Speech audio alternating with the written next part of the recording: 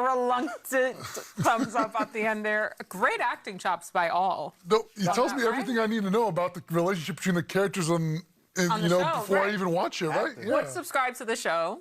Acting. Give me 3 seasons. No acting. Yeah, that was with the glasses. That guy with the glasses. Organic. That was Christopher. Oh yeah. Yes. So it's like a Stefan, Yeah, you know, that was Christopher. So this is you're. In the Family Matters intro, they're all on one side. The family's shoving the door shut, trying to keep them out. You're Urkel trying to get into the house in that show. Is that what you are? Who was the guy dancing? Yeah. With the guy? Still Christopher? That was Christopher. Yes, Christopher. Right. Yeah. Right. Chris doesn't do that. Also, the acrobatics. There. Oh. what? Wait. Oh my gosh. There's bonus footage. Ooh, we are. Oh. Isn't this an NBA Also, basketball show? Gio White was in Hooper too, so that kind of tracks. Yeah. Well, first of all, listen. The dance is going for a while. John, no, that's a loop. That's AI. That's AI nowadays. Okay. Listen, John Wall, he made his basket. Then he did his Dougie that he did his rookie year. So I tried to imitate John Wall, and I failed miserably. You did, because that looks nothing like That is harder than people think. I failed Not gonna miserably. lie. But That was phenomenal. We need to run that every day.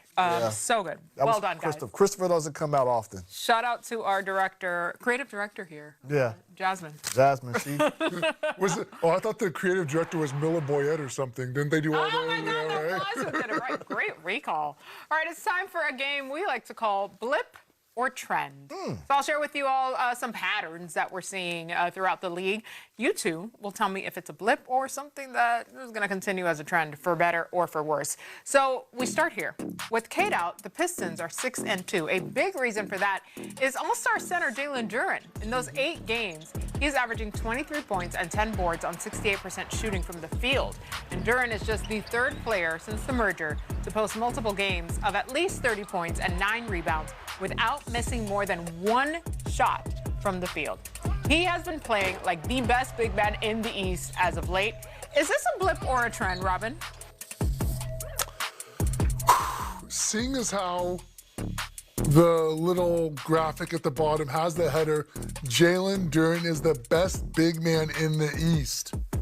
I want to reward him for all the incredible things he's doing while Cade has been out, because I don't think anybody saw him turning his game up to this level, expanding the game as way he has. But the best big man in the East, I've got to call it a blip right now, because at the very least, I got Joel Embiid ahead of him still. Oh, I know. I'm feeling this beat right here. He's giving I'm about to bust a freestyle. You ready for this? I'm ready. Go. We ain't doing that. We ain't doing that. Listen, I think, first of all, Robbie, you're being very disrespectful. This man, you're being very disrespectful to, the Duren, the Detroit Pistons. It says right there, it says the best big man in the East at the bottom of the screen. It says first blip or trend. And he's saying no. I believe he is trending. This is legit. This is what he is. Now you can make another. You can say otherwise. You don't think he's the best big man in the East. That's a different point. No, that's blip or trend. Jalen Duren. That's the question. The question is it a blip or trend that Jalen Duren is the best big man in the East? You got Joel Embiid. You got Giannis. I'm looking at it. I'm reading it. Is it a blip or trend that these numbers will continue? How do you see it, MJ? Yeah. That's the way I see it. Okay, and it's a trend that these numbers will continue. You know why? Because he's one of the most physical specimens in the NBA. There's nobody that can match him pound for pound with the physicality. So I'm saying those numbers are legit, and they're going to continue, Robin. Look, I'm not going to argue with that because you mentioned the things I love about Jalen. He's feeling his argument, too. He's not just feeling the beat, he's feeling his argument, too. Let's go, baby. But I don't want to argue against, you mentioned things I loved about Jalen Duren. He's physical, he's aggressive, he's dunking anything by the rim. I love the way he's expanded the game. But I guess we're just not seeing eye to eye on what the prompt is on the question. Yeah, that's fine. That's fine. Clarity on the prompt. Yeah, that's fine. I feel like you did answer it. You said it's a blip. You did. It's not going to continue. Yeah.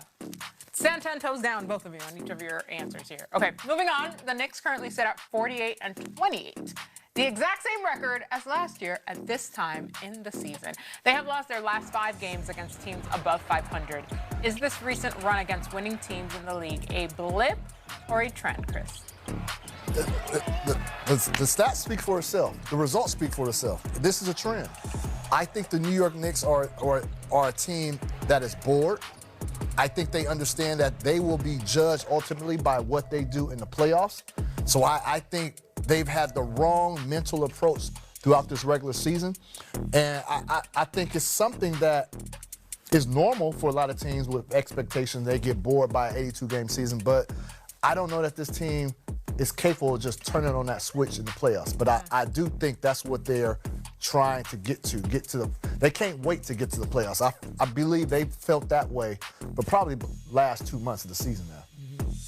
I have to agree. I think it's a trend. I think they have some marquee wins against quality opponents like in Vegas, and I think they got a game against the Celtics, but there's too many games against great teams. I know recently they got smacked by, who was it?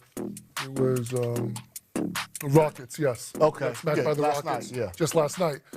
So I have to agree with Chris. As dirty as it makes me feel, it's a trend. Now, Chris did say this already. He said you don't think they can flip a switch on playoffs. No, it's hard to do so. That's not. You practice. You are what you practice, and if you continue to do something a certain way for a long period of time, that becomes your norm. So it's really hard to turn the switch on. That some teams do, some teams can. I don't know if they have it in them, but we'll see. That again. That's why I play the game. Yeah, and Dads, we call it full out. You have to practice full out. Yep. No market, big moves. You practice like you play. So that makes sense. Okay, after having an extremely productive month of February, averaging almost 22 a night and shooting 48% from three, Hornets rookie Con Cunningham has taken a step back as of late. In his last 6 games, Con is averaging just 13 points per game. All right, some interesting Sixers and Wizards. Bill got a national promo for season ticket sales. Who we assume is the head of sales. Yeah. Bill from sales is saying go buy some Washington Meantime, Wizards tickets they before are April 10th. leading 58-50, just under 5 minutes in the first half. I wasn't expecting that. They're hooping. They are. They really are. Champagne getting quite a few shots there. All right, let's head back west, because sitting just outside the top 4 in the West, the Houston Rockets got a big win over the Knicks last night, led by a complete game from none other than KD. What did the Rockets show you guys in this win over New York, Crispy?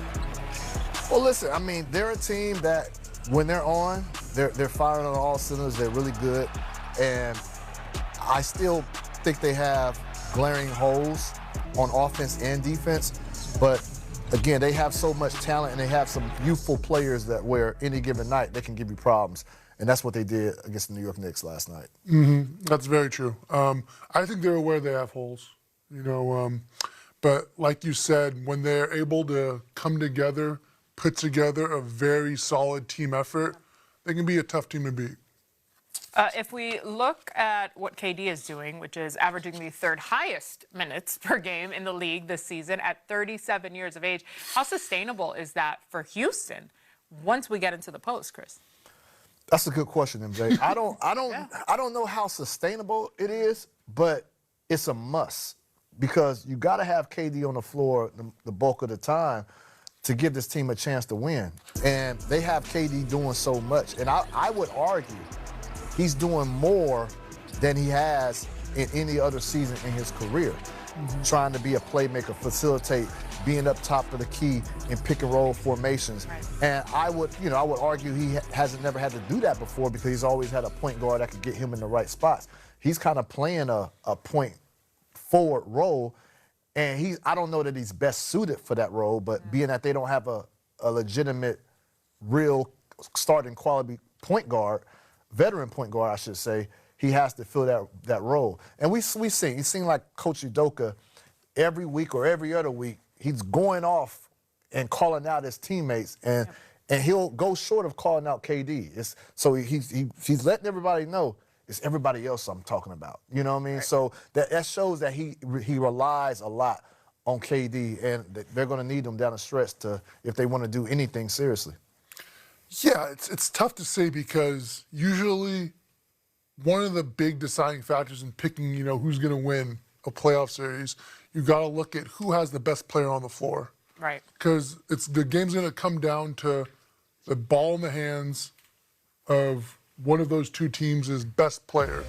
And a lot of the times that answer is Kevin Durant. Right. And I would be more than happy to have, my game-winning shot, my series-winning shot come down the line and to have KD on my team to take that shot. But there's so many holes in the roster that it's taxing. He has an extremely taxing workload that he doesn't need in addition to everything else he already has to handle. Yep. Yeah. MJ is preaching. Robin is preaching. You preach too, MJ, just not the right. I aspire to preach like MJ. I endeavor to preach like MJ. I endeavor. You got an amen for me, brother. Period. All right, let's look at, as we look at the West standings, Minnesota and Houston have identical records, sitting 5th and 6th, respectively. So which team are you more confident in to make a little noise? Flex. Does he? Truly. Yes, he does. The P is for fresh. PH. I see what you're doing. The Sixers sit just one game outside the play-in.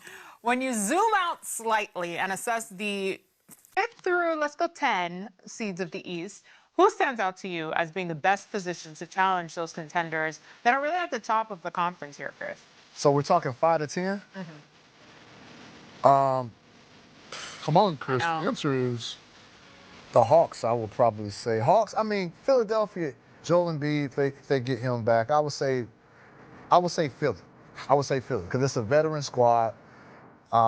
They got guys who are championship ready. I'm talking about Embiid and Paul George. That's what they're playing for at this stage of their careers. So I would say them. But the caveat is, we don't know if they're going to be Right. able to be a full go for playoffs. But, yeah, I'll go with Philly. What about yourself, Robin? What do you say?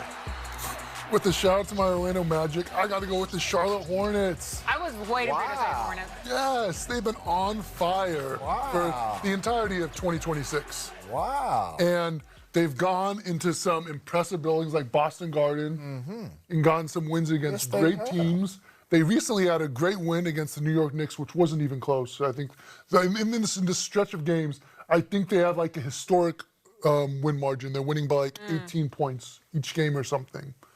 Yes.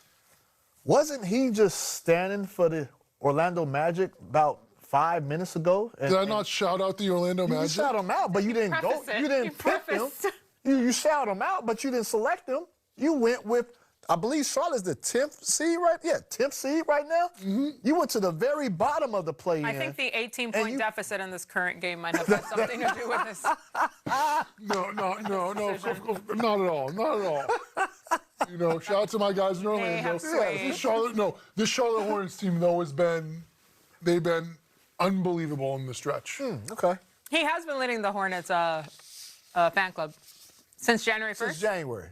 But it's been Orlando all season. It has. And he's played in Orlando. He loves Orlando. And can't forget about the mouse ears. Okay.